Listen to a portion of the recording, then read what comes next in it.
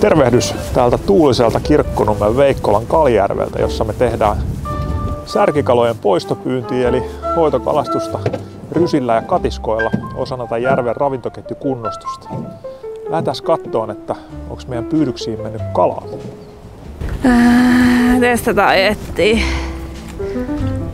Onko se nyt pakki mapalla?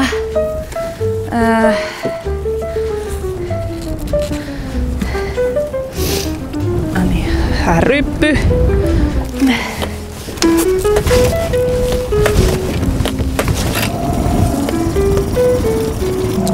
Mitäs mä luulet, että onks kalaa tällä kertaa? Aivan varmasti.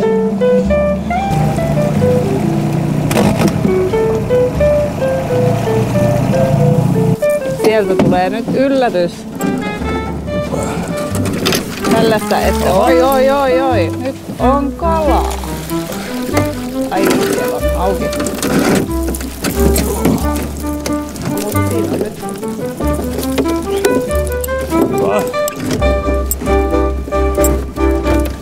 Hauethan me päästetään takaisin,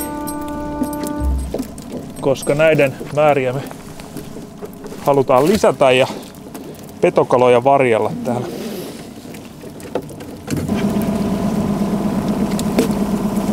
Joo, tosta jouduttiin siirtämään pyydyksiä, koska siinä oli hanhet tehnyt pesän. Et se on aina tässä kevätpyynnissä se, että yrittää tehdä mahdollisimman vähän myöskin haittaa noille linnuille.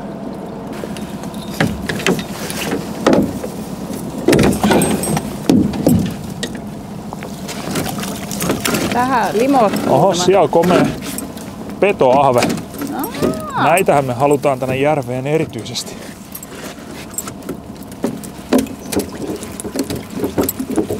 Täällä ei ollutkaan muuta kuin ahventa. Näytä. Komea. Joo, komea. Joo. Mitäs muuta? Sielläkin ahve ja hyvän kokoinen hänkin. Joo.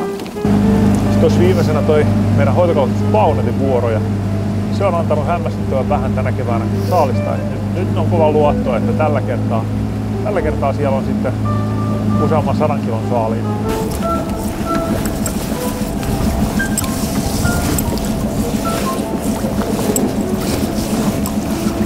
Taitaa tälläkin kertaa jäädä kyllä kovin laihaksi tää rysäsaalis, että siellä on yksi